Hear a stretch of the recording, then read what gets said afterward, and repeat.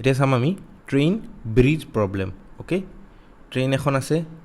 bridge বা tunnel এটা পাৰ হৈ গৈছে ট্ৰেইনখন সো ইয়াৰ ওপৰত কোৱেশ্চন থাকে কিছুমান আহে ওকে সো প্ৰথম প্ৰশ্নটো হ'ল a train is 200 metre long okay so 200 metre long ট্ৰেইনখনৰ লেন্থ দিয়া আছে travels at a speed of 40 meter per second v equal to 40 meter per second and it needs to cross a tunnel okay এইটো tunnel ধৰিলা এই tunnelটো cross কৰিব লাগিব that is 500 meters long 500 meters long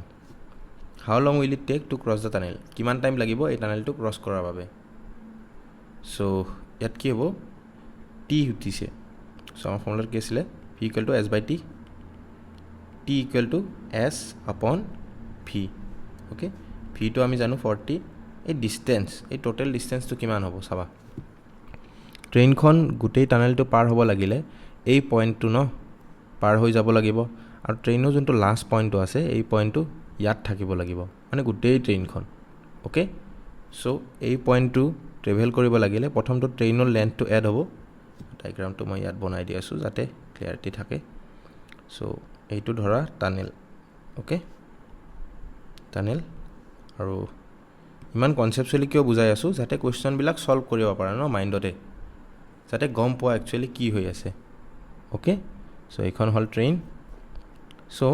এখন train গুটেইখিনি জায়গা কেনেদৰে পাৰ হ'ব যেতিয়া এই পইণ্টটো এই লাষ্ট পইণ্টটো ইয়াত আহিব সো টোটাল ডিসটেন্স কিমান হ'ব এই লাষ্ট পইণ্টটো কিমান ডিসটেন্স ট্ৰেভেল কৰিব প্ৰথম কথাটো হল টানেলৰ লেন্থ কিমান দিয়া আছে 500 ওকে আৰু ট্ৰেইনখনৰ লেন্থ এই পইণ্টটো ইয়াৰ পৰা ইয়ালৈ ট্ৰেভেল কৰিব ইয়াৰ পৰা ইয়ালৈ ট্ৰেভেল কৰিব যেতিয়া এইটো পইণ্ট পাব এই পইণ্টটো চাবা তেতিয়া ট্ৰেইনখন বাহিৰত থাকিব মানে গুটেই ট্ৰেইনখনে ট্ৰেভেল কৰিলে সো আলটিমেটলি ট্ৰেইনৰ লেন্থটো এইটো সো এই দুইটা লেন্থ এড হ'ব ডিসটেন্সত এইটো পইণ্টে ইয়াত যাই পাব সো কিমান হ'ব 700 ওকে 70 upon 4 70 upon 4 কিমান হ'ব 70 divided by 4 17.5 সেকেন্ড দিয়া আছিল ন metre second so time two সেকেন্ডত আহিব ওকে ফাইন ইজি আছিল জাস্ট কনসেপ্টটো বুজিব লগা আছিল এই যে আমি ট্ৰেইনৰ লেন্থটো এড কৰিলো আমি কিয় কৰিলো কাৰণ গুটেই ট্ৰেইনখন পাৰ হ'ব লাগিলে ট্ৰেইনৰ যোনটো লাষ্ট পইণ্টটো আছে য'ত x লেখা থাকে এই লাষ্ট পইণ্টটো এইটো জায়গা যাই পাব লাগিব সো এই পইণ্টটো নিজৰ জায়গাখিনি ট্ৰেভেল কৰিব লাগিব এইখিনি জায়গা প্লাস টানেল ফাইন নেক্সট কোৱেশ্চনটো চাবা সেম কোৱেশ্চন হয় a train 150 metre long okay এখন ট্ৰেইন আছে 150 metres long okay and it need to cross a bridge এতিয়া টানেলৰ জায়গাত ব্ৰিজ আহিছে সো কোৱেশ্চনটো সেম ওকে কোৱেশ্চনটো সেম হয় জাস্ট টানেলৰ জায়গাত ব্ৰিজ বুলি লিখি দিছে সো ব্ৰিজখন কিমান লম্বা 300 ট্ৰেইন কিমান 150 okay at a constant speed of 30 meter per second v equal to 30 meter per second the train travels at a constant speed how long will it take entire train to completely cross the bridge so কি কৈছিলো ট্ৰেইনৰ ইটো last পইণ্টটো ইয়ালৈ যাই পাব লাগিব so এইটো ডিসটেন্স প্লাস এই পইণ্টটো ইয়ালৈ ট্ৰেভেল কৰা ডিসটেন্স 150 প্লাস 300 কিমান হ'ব 450 distance total distance v equal to s by t t equal to kiman s by v 450 divided by 30 15 second kyo likhisu question is meter per second dia ase kilometer per hour thakile hour ta hile hol thik ase bujhi paisa note down kori lo saba question bilakor mane formula monot rakhar agot besi dorkari ki hoy jana concept okay যদি কনসেপ্টটো বুজি পোৱা ন কি হৈ আছে কি কৰিব লাগে ক্লিয়াৰিটি যদি বুজি পোৱা ন এক্সামত জেনেকুৱা কোৱেশ্চন নাহিলেও মানে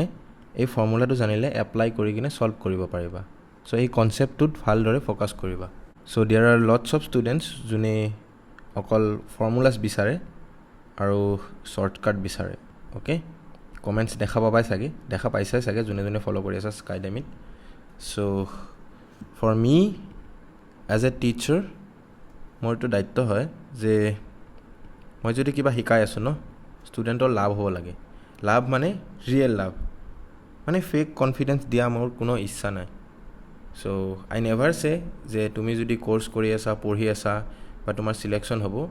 বাট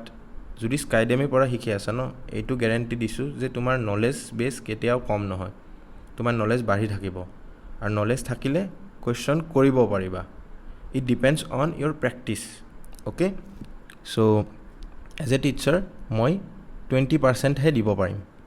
বাকি 80% ন তোমাৰ মেহনত so কষ্ট কৰিলে ন ফল পাবা guaranteed but যোনটো মাৰ্কেটত চলি আছে মই আগতো কৈছো শৰ্টকাট মানে বহুতে কনফিডেন্স লৈ বহি আছে so এতিয়া মই একো নকওঁ বাট যোনদিনা এক্সামৰ দিন আহিব ন যোনদিনা OMR সিটখন ফিল আপ কৰিবা সিদিনা যোনে ৰিয়েল পঢ়িছে আৰু যোনে ফেক কনফিডেন্স লৈ বহি আছিল ন এইটো গম পাই যাব এভৰিওয়ান আই সে এভৰিওয়ান ওকে সো যদি হসাকে হাৰ্ড ওয়াৰ্ক কৰি আছা ন পঢ়ি আছা then definitely you will be able to do the OMR solve the questions okay so ভয় নকৰিবা কনফিডেন্স ৰাখা but never be over confident okay question যিকোনো আহি যাব পাৰে so you have to prepare for the syllabus you have to prepare with concept clarity as a teacher মইতো জানো okay so যদি এক্সামত পোৱা বা নোপোৱা হেতু এটা বেলেগ কথা but after giving the exam I am making sure all the students of Skydemy exam লিখি ভাল পাবা তাৰ পিছত ন বেলেগ এক্সাম আহিলেও attempt কৰিব পাৰিবা you at least know the concepts ইয়াৰ পৰা যদি শিকি আছা মই কিবা এটা বস্তু শিকাই আছো একদম ক্লিয়াৰিটি শিকাই আছো so এই নলেজটো ন কেতিয়াও ওয়েস্ট না যায় আৰু যদি কোনোবাই অকল শৰ্ট ট্ৰিক শিকি আছা ন এক্সামত গম পাবা এটো মই এতিয়া নকও ওকে সো যোনে জেনুইনলি ফলো কৰি আছে I never expect students to follow short tricks বা কিবা চিটিং মেথড যোনটোত মানে কি এক্সামত গম পাই যাবা বেছি নকও আৰু বুজি পাইছা চাগে so I never want those students okay এটো এটা মোৰ কথা যে যোনে মেহনত কৰিব নিবিচাৰে ন কষ্ট কৰিব নিবিচাৰে জাস্ট 1 মিনিটত কোৱেশ্চনটো সলভ কৰিব লাগে এইটো কৰিব লাগে কৰিব পাৰিবা হেই কোৱেশ্চনটো কৰিব পাৰিবা যেতিয়া এট দ্যাট মোমেন্ট বাট এক্সামত হ'ব নে নাই হেতু এক্সামৰ দিনাহে গম পাবা দিস ইজ দা ৰিয়েলিটি আৰু মই আজি কৈ আছো যোনদিনা এক্সাম দিবা ন হেদিনা এই কথাটো মনত পৰিব স্কাইডেমি সাৰে কি কৈছিলে so remember this okay so part 2 আছিলে এইটো ডিসটেন্স স্পিড এন্ড টাইমৰ আৰু পাৰ্ট 3 ত আমি কৰিম boat and stream okay so everyone jone follow kori asa Skydemy I want all of you to be disciplined to be sincere aro bhaldore pori thaka okay kosto korile fol baba yeah thank you everyone aro konoba je notun ahisa you can subscribe to my channel so yeah take care bye bye